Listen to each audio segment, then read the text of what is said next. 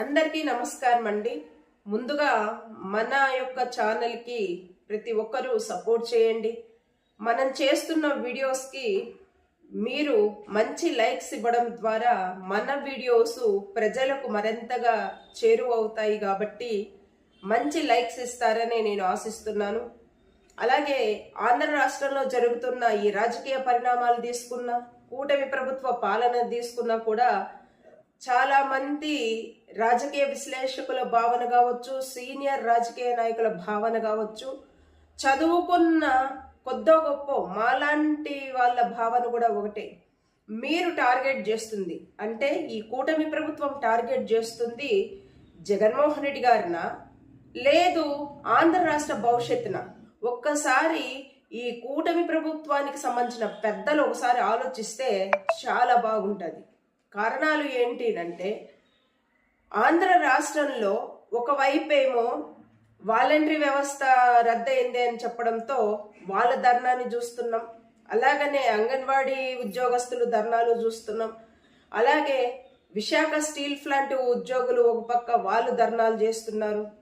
అలాగనే స్టూడెంట్స్ ఈ fee reimbursement మీద వాళ్ళ యొక్క ఆందోళన వ్యక్తపరుస్తూ సరైన భోజనాలు కూడా పెట్టట్లేరు విద్యార్థులకు అని చెప్పేసి ఈ విధమైన ధర్నాలు ఇవన్నీ మనం చూస్తున్నాం. అయితే మరొక వైపు చూసుకుంటే గనక ఈ కూటమి ప్రభుత్వ పాలన ఏ విధంగా ఉంది అని అంటే, తప్పుడు స్టేట్మెంట్లు ఇవ్వడం ద్వారా 2024 ఎలక్షన్స్ ముందు ఈ కూటమి పార్టీలు చేసిన విమర్శలు ఏవైతే ఉన్నాయో, ఈ 33,000 మంది అమ్మాయిలు మిస్ అయ్యారని కావచ్చు, లేదు 14 లక్షల కోట్లు అప్పు చేసేసారు, ఆంధ్ర రాష్ట్రం ఆర్థికంగా కుదేలైపోయింది, అప్పుల పాలైపోయింది, మరో సోమాలియా, మరో శ్రీలంక, ఇటువంటి అసత్య ప్రచారాలు చేయడం వల్ల తర్వాత ఏదైతే ఈ కూటమి ప్రభుత్వము అధికారం చేపట్టిందో, అధికారం చేపట్టినప్పటి నుంచి కూడా వీళ్ళు చేస్తున్న ఎలిగేషన్స్ ఏంటి అంటే, మరి ఇటువంటివే రాష్ట్రం అప్పుల పాలైపోయింది, మేము అడుగులు ముందుకేయలేకపోతున్నాం, మాకు చేత కావట్లేదు, తవ్వే కొద్దీ ఇంకెన్ని బయటకు వస్తాయో అని ఒక తప్పుడు స్టేట్మెంట్ని పదే పదే మీరు ఇవ్వడం ద్వారా ఒక్కసారి ఆలోచించుకోండి. నేను ఒక ప్రతి వీడియోలో కూడా చెప్తూనే వస్తున్నాను.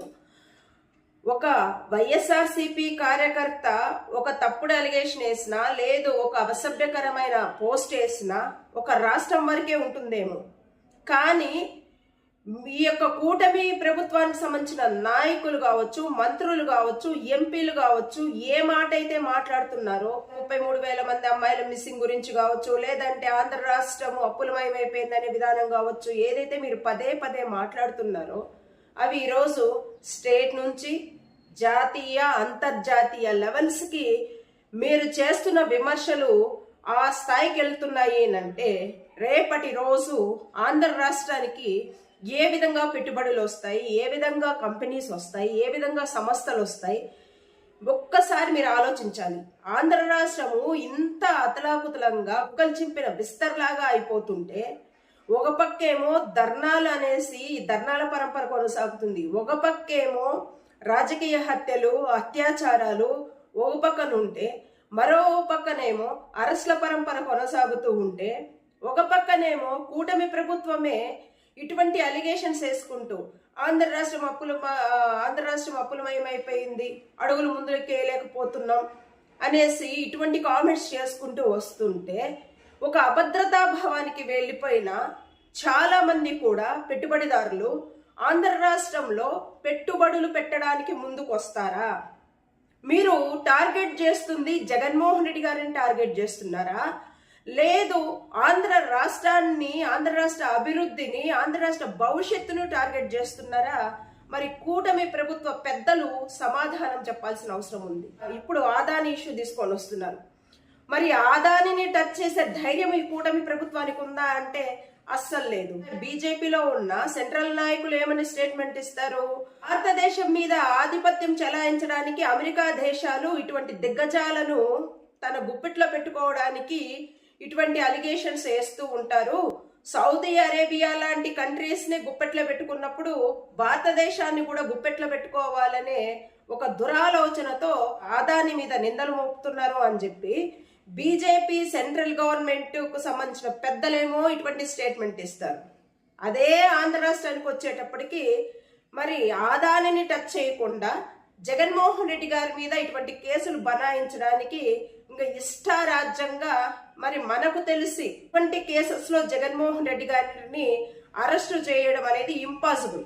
కానీ రాజకీయ పరంగా మరి వీళ్ళ ఎత్తులు కుయుక్తులు ఎత్తుగడలు వీళ్ళకంటూ ఏ లూప్ హోల్స్ ఉంటాయో మనకు తెలియదు. కానీ ఆంధ్ర రాష్ట్రంలో జరుగుతున్న ఈ రాజకీయ పరిణామాలన్నిటిని కనుక ఒకసారి చూసుకుంటే వీళ్ళు స్వయంగా ఎదగడం కోసము ఒక రాజరికపు పాలన కొనసాగించాలనే ఆలోచనతోనో లేకపోతే ఒక నియంత పాలన అనేది ఇంకా మేము కొనసాగిస్తాము మాకు అడ్డే లేరు అనే ఒక దురాలోచనతోనో జగన్మోహన్ రెడ్డి గారిని అరెస్టు చేయడానికి ఇంకా దారులు వెతుకుతున్నారు అని అంటే ఇంకా ఏమనాలో అసలు అర్థం కాలే.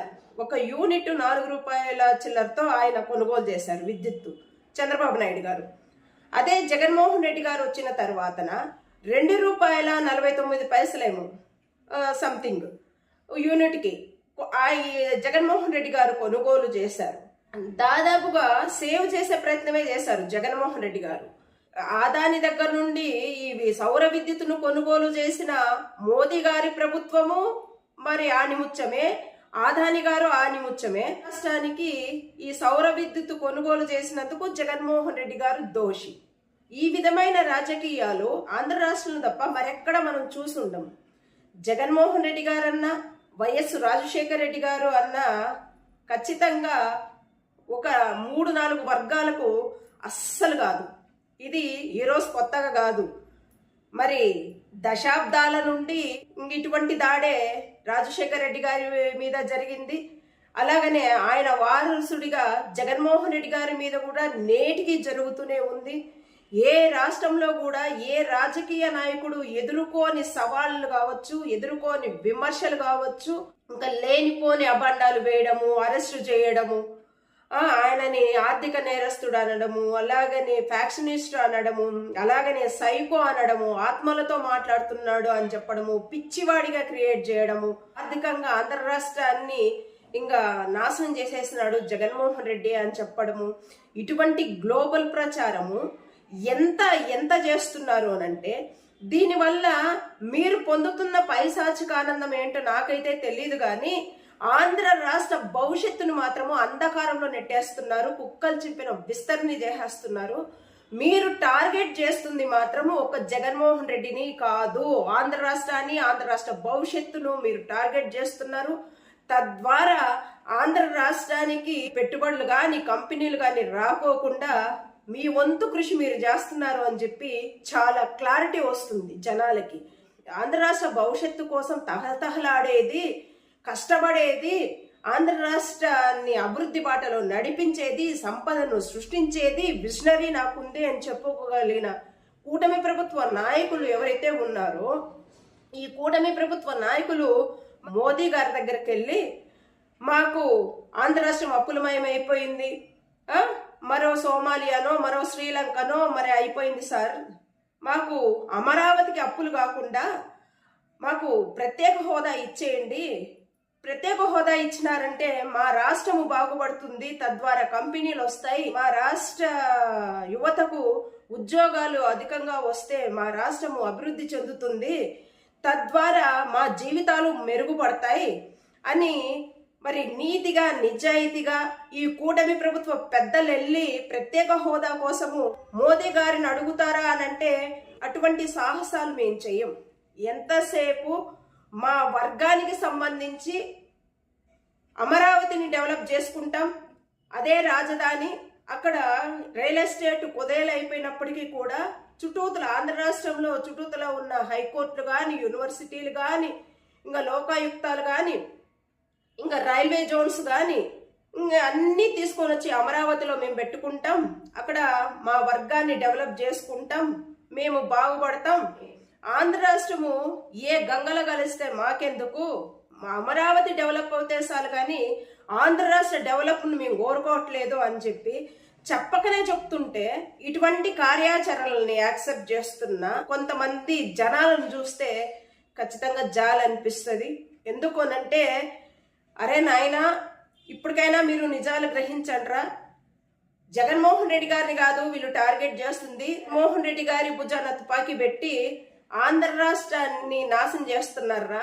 చదువుకున్న వాళ్ళు కానీ, మేధావులు కానీ, రాజకీయాల పట్ల కావచ్చు, బిజినెస్ పట్ల కావచ్చు, కొత్త గొప్ప అవగాహన ఉన్న ప్రతి ఒక్కరు కూడా కాస్త సమన్వయంతో ఆలోచించండి. ఆంధ్ర రాష్ట్రంలో జరుగుతున్న రాజకీయ పరిణామాలు ఏంటి, అలాగనే ప్రజలను, పెట్టుబడిదారులను, కంపెనీస్ని ఎటువంటి అభద్రతా భావంలోకి నెట్టేస్తుంది కూటమి ప్రభుత్వం అనేసి ప్రతి ఒక్కరూ కూడా కాస్త సమన్వయంతో ఆలోచించండి. మన ఆంధ్ర రాష్ట్ర భవిష్యత్తును కావచ్చు, పరువును కావచ్చు కాపాడుకునే బాధ్యత ప్రతి ఒక్క ఆంధ్రుడి మీద ఉంది అని చెప్పి నేను రిక్వెస్ట్ చేస్తున్నాను. అండ్ ఈ యొక్క వీడియో మీద మీ యొక్క అభిప్రాయాలు తెలియజేస్తారని నేను ఆశిస్తున్నాను. థ్యాంక్స్ అండి. Thanks allot.